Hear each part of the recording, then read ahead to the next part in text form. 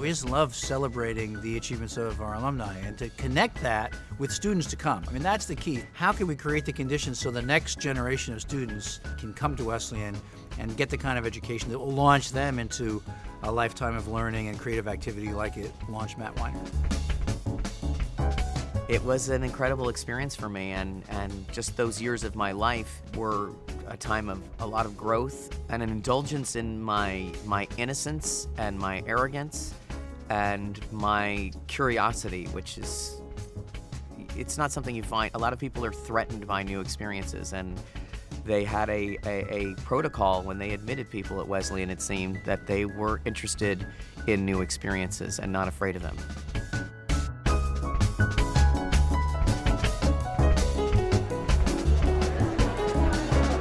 Wesleyan encourages people to think about themselves and to really introspect. There is no other place like this. And this venue with all these different people is a great example of that. Wesleyan people have a way of collecting themselves, and all the differences are either celebrated and at the same time they disappear. It is a great pleasure for me to ask you to welcome Matt Weiner to this event.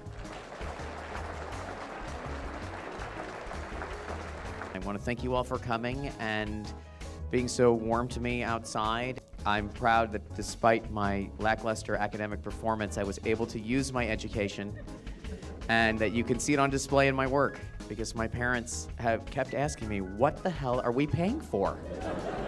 And here it is. So I thought I'd start off just by asking you about your relationship to the 60s, and what is it about the period that so attracts you? Part of the reason that's fun to talk about this period is that I realized right away there was a different mannerism. And Donna said it many times, it's not polite to talk about yourself. I mean, it was really like a social embarrassment. How do you feel about people talking about that period of American history as the Mad Men era, even if they're not talking about your show? It's really cool. Are you kidding me? You know, if they pronounce my name correctly, I'd be even more excited. I can only get so much. You've described Don as an existentialist hero, and could you say a little bit more about what you've meant by that? Well, there are academics here, so I should be careful about how I Not throw there aren't words too many. I identified with existentialism right away when I was in college, as a lot of college students do. It is the definition of my parents' generation. It is part of a thinking person's education, but it's also kind of the spirit of a certain part of America at that time. And it has to do with a kind of fair and interested participation in the world based on the fact that there is no afterlife, there are no absolutes, and there are no primary causes. I think that's a fairly good definition. And Good enough for junior comps. Yeah. Oh, man. Tell us a little bit about your attitude towards secrets. One of the things that we were trying to deal with in the premiere this year is, like, how are you perceived by other people?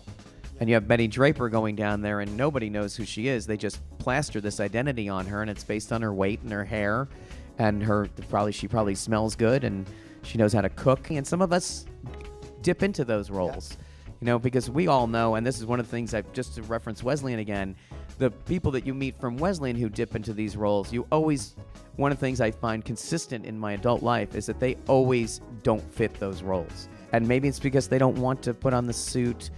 They wear the suit, but they don't want to succumb to an external definition of who they are, which I think is a lot of what the personality type that was attracted there. My question wasn't the last one because it's pretty obvious when you're talking about Mad Men, but let's talk about your experiences with the advertising industry. Yeah. And just, I mean, why? I mean, I have zero experience with the advertising industry. I mean, but when you're writing a show about Mad Men, it just seems so central to Don's character. You couldn't really see him doing anything else. I picked advertising because it was the most, first of all, because it's the rock and roll of the business world in the 50s, and America was obsessed with it at that time. These were really cool people who had a great job. I think there's a uniform belief in American culture. The fantasy job is a creative job that you make a lot of money at it, and they had that job. I have no interest in advertising whatsoever, just admiration. I get to use this this as a canvas to tell a story about what people are feeling and what are the challenges in their life. And I also have used it to investigate the creative process, which is very hard to dramatize and I think fascinating to everyone. Thank you very much. So, hold your applause for a second, because I just have one last announcement to make, which is that we have a generous anonymous donor who's here tonight, who's in honor of this event and in honor of Matt, is donated a $600,000 scholarship endowment to Wesleyan. Let that inspire you. This is why. Wow. That's amazing. Thank you, Michael. And thank you, Thank you, everybody. Matt.